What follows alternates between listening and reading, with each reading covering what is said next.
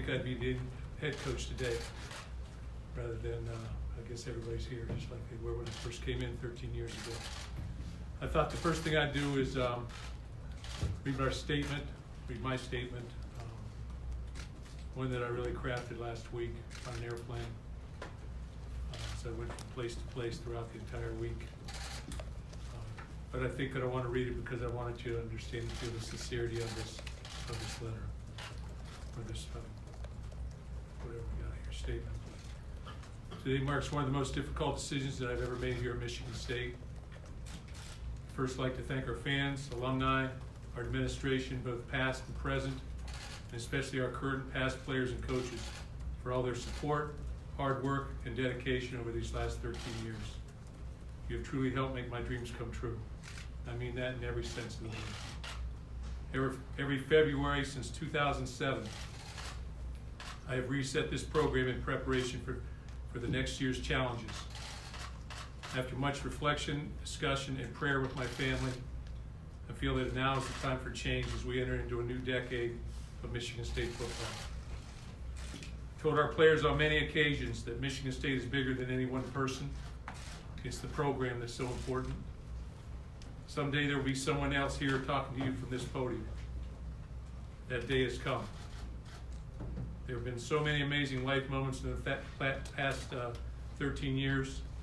When I reflect, I think of our Big Ten championship games, our Big Ten championships, 3, the big games that we played in, playoffs, the bowl games, the bowl wins, the moments, the milestones, the graduates, and the many NFL opportunities our guys have had, and finally, and perhaps most importantly, the relationships made. This job has always been a 24/7, 365-day a week, a year position. There's no downtime in it, not any whatsoever. It is filled with the demands and challenges of managing games, players, coaches, recruits, donors, staff, media, an enthusiastic fan base, and competition at the very highest level. I will miss all of it, but feel the sacrifices that I have made away from my family must now become my priority at this time in my life. My plan is to stay on within the university and athletic department in a role involving special projects, especially transitioning our players, both current and incoming, to their next challenges. It has truly been an honor and a privilege to serve as the head coach at Michigan State football. Truly still humbled by that aspect. I will forever be a Spartan. And I want to thank everybody at Michigan State for all that they have done for the Dantonio family. So I'll take a couple questions and get out of your way. Jack.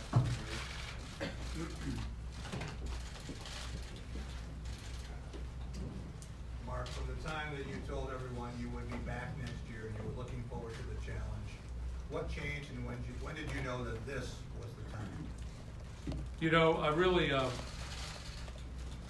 hard to say that because I work in segments of my life.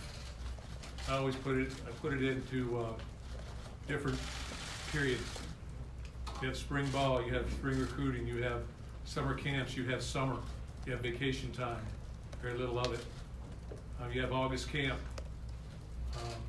you have the fall, you have the out of season, the out of conference games, you have conference games, you have fall recruiting, you have bowl game, you get a week at Christmas, and you go back into recruiting for the winter, and you get in on juniors and things of that nature. And I think the biggest thing that I started to feel as I started to go into schools, even last week, I mean, I've always been taught by both my mother and my father that to try and finish the job and do the job. And so that's what I've concentrated on doing, and just do the job. But as I've gone into those schools in the last week or 2 weeks, these last 2 weeks of contact period, as I would walk in there, I would find myself saying, there's going to be a gap. There's going to be a gap created if I don't stay, if I leave after next season. There's going to be a gap in recruiting. And the best time I felt like to step away was at the reset time. When you reset your football team, when you get ready for spring ball, when you critique what you've done, all the different aspects of that, I just felt like, this was a decision that had been weighing on me probably for, I don't think it's any big secret, probably for quite a while. You know, going to be 64 years old. And it's something I thought about, and you know, after discussion with my wife, and want to spend more time at home with Becky, and being able to see my girls who are no longer in town. It's time to have a change, moving in another area of my life.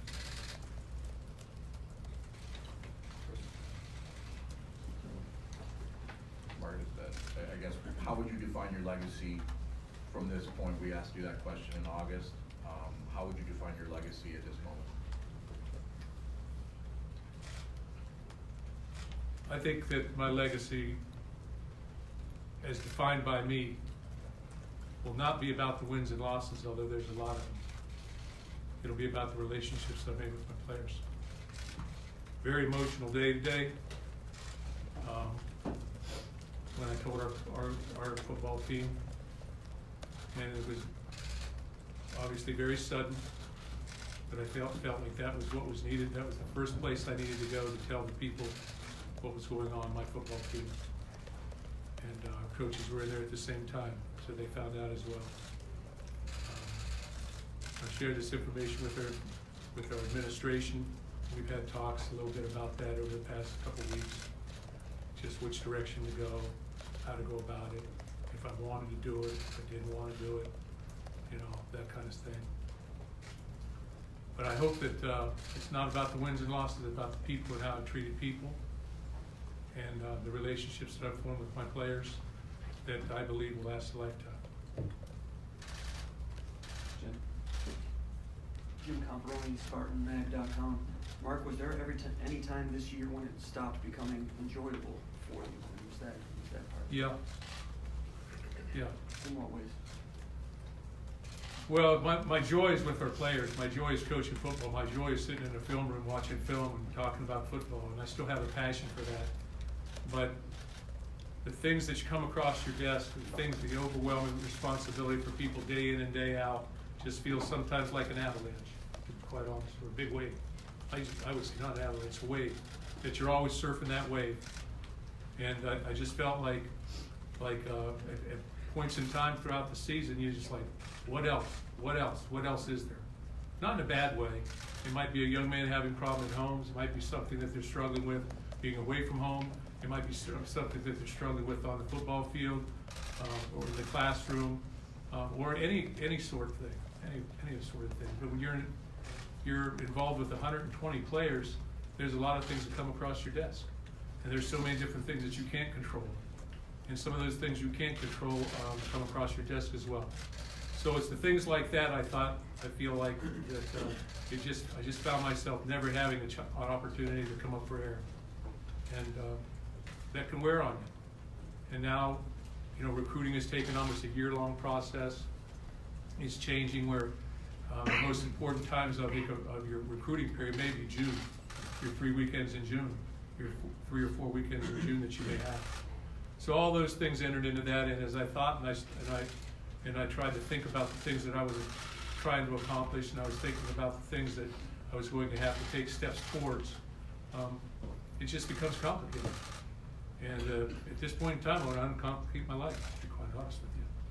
And you know, I will miss our coaches. I will miss our players. I was very emotional today.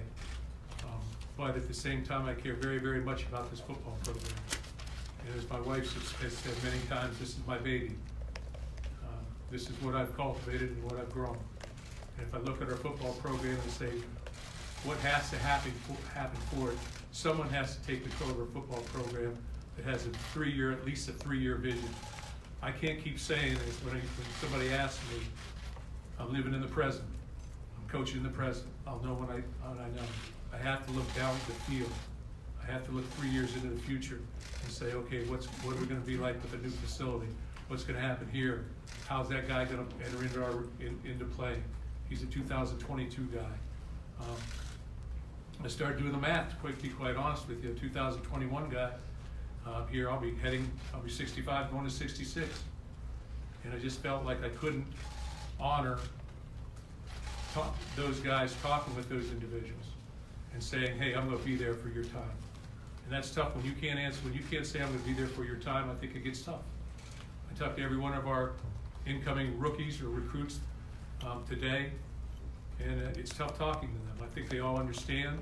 I think they're all grateful for the opportunity to come to Michigan State, but we talked about it, and my thought process is, again, to help them transition into at Michigan State and be a part of their lives while they're here, whether that's bumping into them in the weight room or on the field or in the academic center or over a training table. You know, I will still be able to be a part of their life, but maybe just won't have to deal with the 80 hours a week and all the time that will involve. Got time for a few more words. Mark, what factor, if any, was the lawsuit and the deposition and potential fallout from that? Zero. No relevance whatsoever. Mark, I was wondering if you could speak to the I guess, call it difficult timing, being February 4th in terms of finding Yeah. your successor, and will you have any role whatsoever in helping? Are you kidding me? People will run to here. They'll crawl here. Michigan State will get an outstanding football coach that will care about young people. They have a great foundation coming back. This program has won a lot more than it's lost, as indicated by 13 years of what has happened here. They're on the threshold of building new facilities. There are so many things happening here. So someone who has an opportunity to come here, have a fresh start and a vision for 3 to 5 years.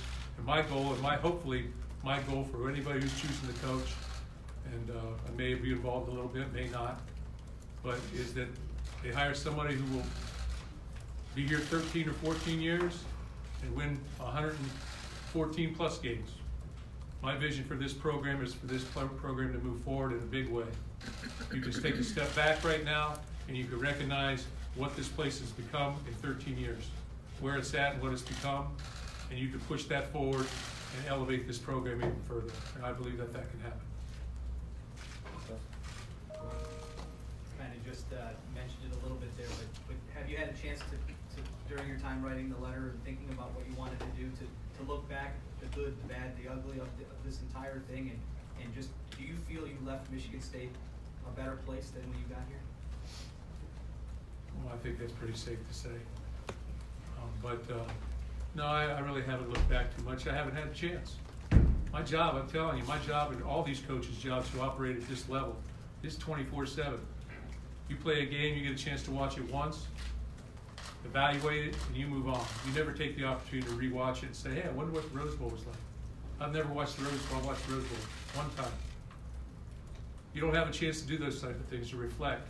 You have a chance to see your young people and reflect with them a little bit. The guys come back. Corey Willis came back this week. But you have very, very little time for yourself to be able to reflect on the things that you've been able to accomplish, because you're always trying to move forward. And that's what we've tried to do here. And that's what I've tried to do. And I've tried to keep it like this. In Michigan State, from the first day I walked in this place, I've said many, many times, if we could just go like this, you can be extremely successful. And I said that on the first day that I walked in here, and I'll say it on the last. Time for a couple more, Ben, and then Matt. Hey, Mark, to the end that you say that you want your legacy to be how you treated people, what do you want the players, how do you want the players that you coached and the men whose lives that you helped mold to remember you? What is the most important lesson that you want them to take forward from Mark Dantonio? I told them the truth, good or bad. I told them how it was, and I was real with them. I was a mentor to them. I will not say a father figure, they have their fathers, but I was somebody there that helped them grow as people. And that's my goal. It's always been my goal as a coach, help people grow. In the midst of it all, you gotta win games, you gotta graduate players, and make sure they stay out of trouble.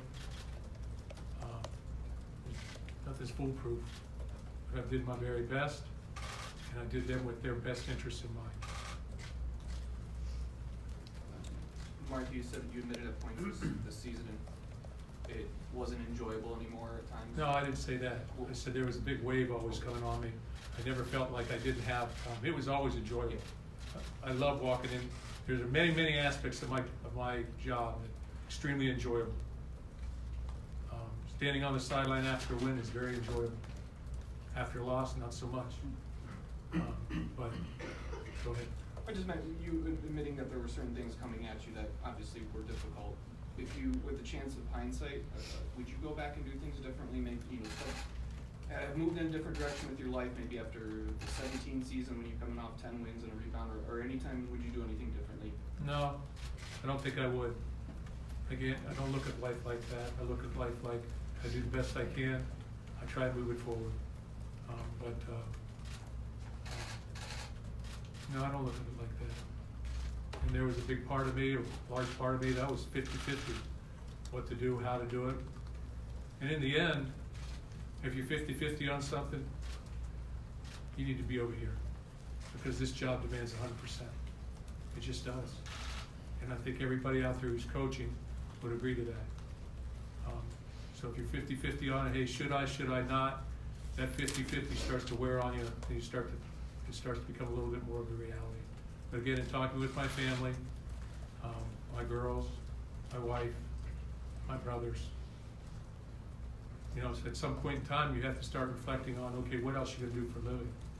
People ask me all the time, hey, coach, what do you like to do in your off time? I can't even give them an answer. I look at myself and say, what hobbies do I have? I'm a bad golfer, okay? So I'm trying to become a better golfer, but it's just the way the job is, and I don't complain about it. I'm just saying it's the way the job is, and as you go forward, you figure it out. Thanks for your time. Mark, You wanna Can end? you take a question? Yeah. You just said you remembered if somebody told the truth, good or bad. What would you say to what Curtis Blackwell has said about you in the past few months about both Austin Robertson's recruitment and what assistant coaches told you about him and other things in the past months? Well, I think that's something that's for the courts, or not for the courts, really. What would I say? I've tried very hard never to say anything negative about anybody. So I'll keep that right where it's at. Did your assistants? Now, tell you that's about one question. We're not talking about this here. This is a celebration. Steve, one more, Steve, right here. Mark, as somebody who accomplished a lot here, what would you say the next coach need? What does Michigan State need out of their next coach? What qualities or traits are required to succeed in this job, in your opinion? Well, in my opinion, the person should be someone who can recruit this area of the country, because that's where the majority of your recruits are going to come from. Should be somebody who has a track record of treating people correctly. They should know a little bit about our program, or have been in this conference somewhat. Should be somebody that has been a good coach and solid person. And there's a lot of different qualities. Thanks for Very your good. time. Last thing I want to do is I want to thank our players again, all of our current players and our past players. They've helped make this very, very special. Also want to thank our coaches and what they've done, and all of our staff for bringing me along with them and making this a very, very special point in my life. The last 13 years, the 6 years before when Nick Saban brought me here were special years. And I'll forever be a Spartan. And I guess that's all I got now. Go Green.